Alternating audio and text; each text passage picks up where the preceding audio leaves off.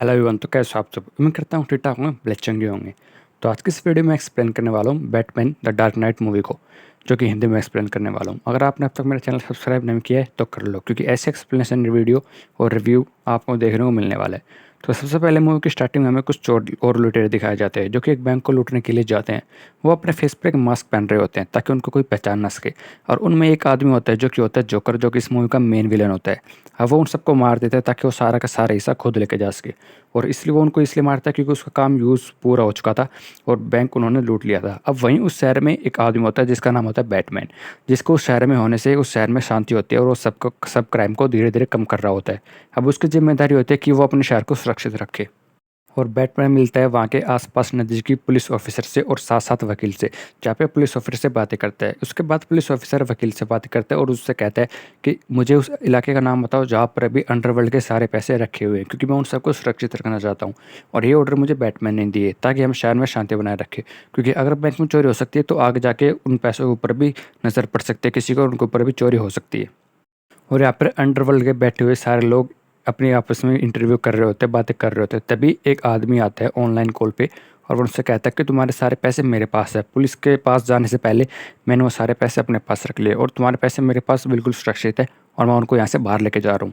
तभी वहाँ पे आता है जोकर, जो कि उन सबसे कहता है कि ये एक फ्रॉड है, क्योंकि बैटमैन जल्दी इसको भी पकड़ लेने वाला है। जहाँ पे वो कहते हैं, अंडरवर्ल्ड के लोग कहते हैं कि तुम्हारा तो बैटमैन दुश्मन है तो तुम उसका साथ क्यों दे रहे हो। जहाँ पे वो कहता है, जहाँ पे अंडरवर्ल्ड के लोग कहते हैं कि तुम उसको मारना क्यों नहीं चाहते। जहाँ पे जोकर कहता है कि मैं जानता हूँ कि ये बहुत ज़्यादा पावरफुल है और उसने बहुत ही कम टाइम में क्राइम बिल्कुल ख़त्म कर दिया अपने शहर से, लेकिन मैं उसको मारना चाहता हूँ, लेकिन फ्री में नहीं, कुछ इनाम दो, कुछ कॉस्ट दो मुझको, कुछ पैसे दो, उसके बदले मैं उसको मार डालूंगा।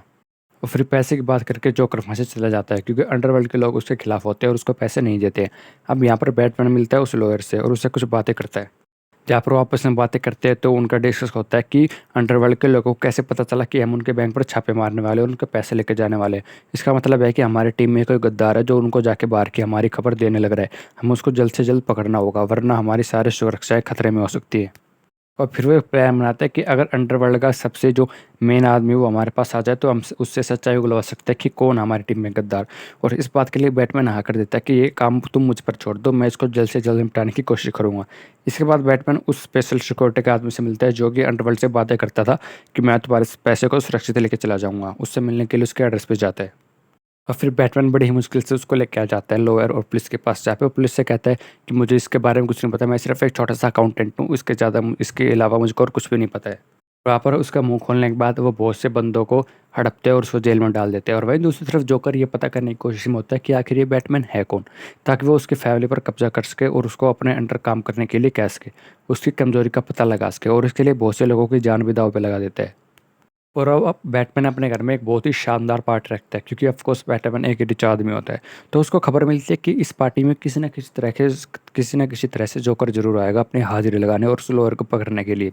इसलिए वो लॉयर को पहले बेहोश कर देता है और एक कमरे में ले जाके बंद कर देता है, ताकि जैसे ही जोकर उसको पकड़ने के लिए आए वो उसको पकड़ ले और वहीं की यहीं उसको मार डाले या फिर उसको जेल में बंद कर दे। और ऐसा ही होता है एग्जैक्टली, जोकर वहाँ पे आते भी उस लोअर के लिए, लेकिन जैसे ही जोकर आता है तो वहीं पे बैटमैन आ जाता है और दोनों के आपस में लड़ाई होने लग जाती है। अब बैटमैन को देखने के बाद जो जोकर होता है वो जो लोअर की गर्लफ्रेंड होती है, उसकी दोस्त होती है, उसको गन पॉइंट पर रख लेता है। और फिर बैटमैन अपनी पूरी कोशिश करता है उसको बचाने की, लेकिन जैसे वो उसको बचाने के लिए आगे बढ़ता है वो उसको छत से धक्का देने के लिए तैयार हो जाता है जोकर, और उसको धक्का दे देता है।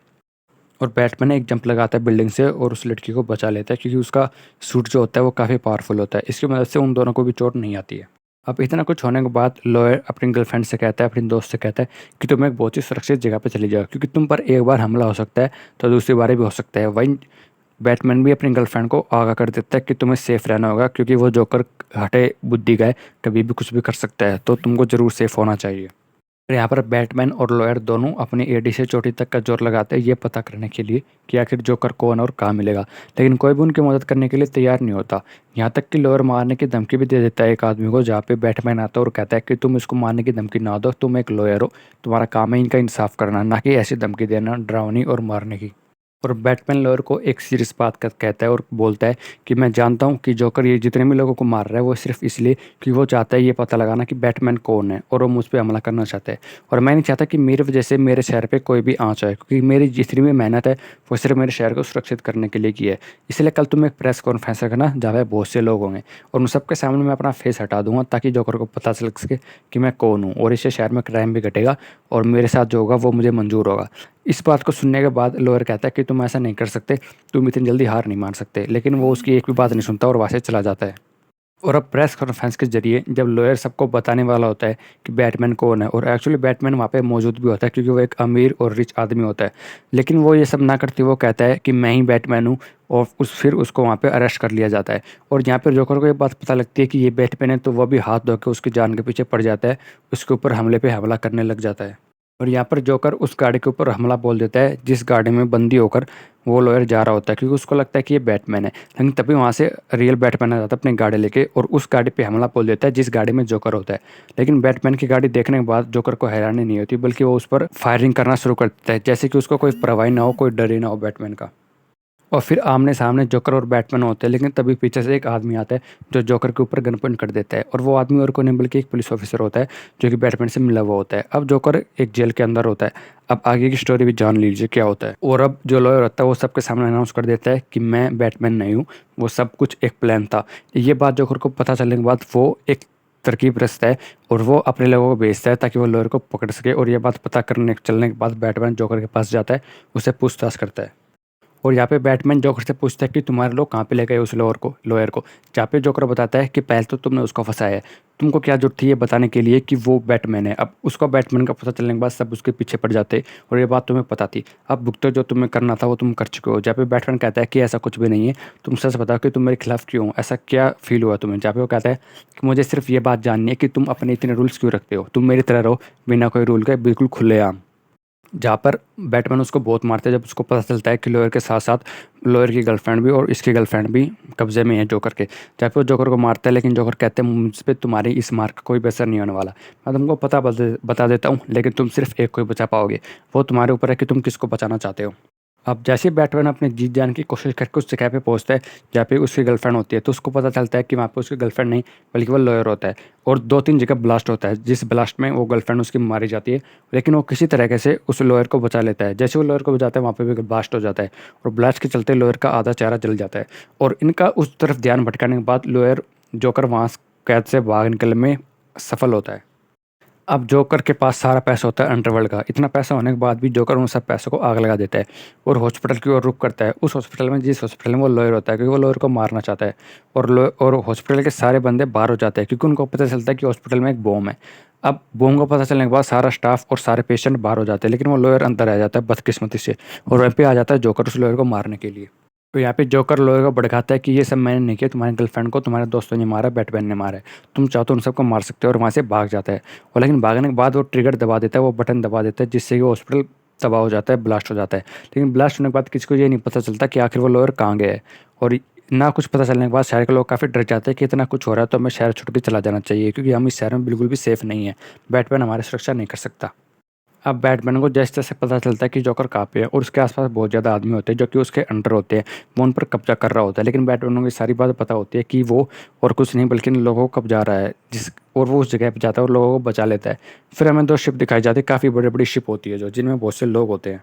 जोकर एक तरकीब खेलते हैं, 2 बोट्स होती है, एक बोट्स में होते हैं सारे क्रिमिनल्स और दूसरी बोट में होते हैं सारे नॉर्मल लोग जो कि बिल्कुल भी क्रिमिनल्स नहीं होते। अब वो उन सबको कहता है कि तुम्हारे बोट्स में एक एक स्विच है, जो भी पहले इसी स्विच को ढूंढ के उसको दबा देगा तो दूसरी बोट ऑटोमेटिक डिस्ट्रॉय हो जाएगी, ब्लास्ट हो जाएगी। अब तुम्हारे हाथ में, तुम कितनी जल्दी रिमोट को ढूंढ के उसको दबाते हो।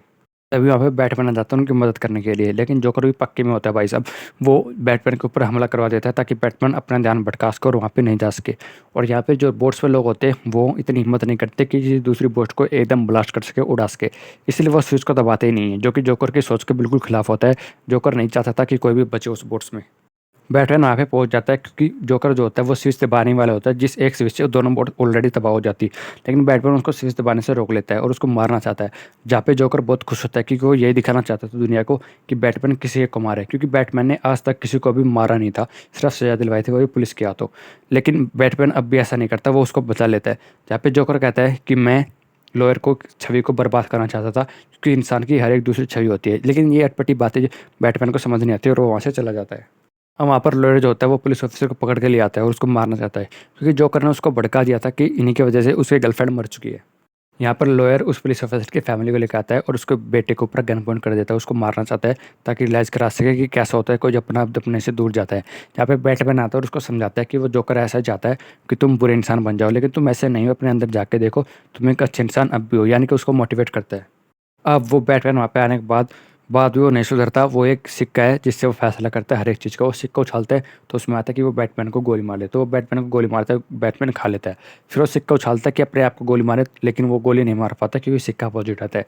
इसके बाद वो उस बच्चे के लिए सिक्का उछालता है जो कि पुलिस ऑफिसर का बेटा होता है, लेकिन सिक्का आने से पहले बैटमैन उसको धक्का देता है जिससे वो मर जाता है। और यहाँ पर पुलिस ऑफिसर शुक्रिया अदा करता है बैटमैन का, क्योंकि उसकी वजह से उसका बेटा बच गया है। और यहाँ पर पुलिस ऑफिसर समझ जाता है कि जोकर की जो भी शर्तें थी वो सारी पूरी हो चुकी है। वो चाहता था कि बैटमैन एक कत्ल करे, तो बैटमैन के हाथों उस लॉयर का कत्ल हो सके। वो चाहता था कि अच्छाई पर बुराई राज करे, तो लॉयर एक बहुत शरीफ और ईमानदार व्यक्ति था, तो उसके ऊपर बुराई छा गई थी। ये भी करने में वो कामयाब हो चुका था। जहाँ पे बैटमैन कहता है कि ऐसा नहीं होने दूंगा, जितने भी अब तक कत्ल हुए हैं तो तुम उन सबका इल्ज़ाम मेरे ऊपर डाल देना, जिससे ये तो लगे कि जो लॉयर मरा है वो इंसानियत पे था, ना कि वो राक्षस था, ना कि उसने सारे मारे हैं। अब पुलिस ऑफिसर ये करना तो नहीं चाहता, लेकिन उसको मजबूरन करना पड़ा, क्योंकि इससे बैटमैन पे कोई फ़र्क नहीं पड़ने वाला था, क्योंकि उसको तो किसी ने देखा ही नहीं था। और ये फिल्म की एंडिंग होती है भाई, यहाँ पे हमारी फिल्म खत्म हो जाती है। अगर आपको एक्सप्लेनेशन अच्छे लगे हो, चैनल को सब्सक्राइब कर लेना। मैं मिलूंगा अगले वीडियो के साथ, तब तक के लिए जय श्री राम।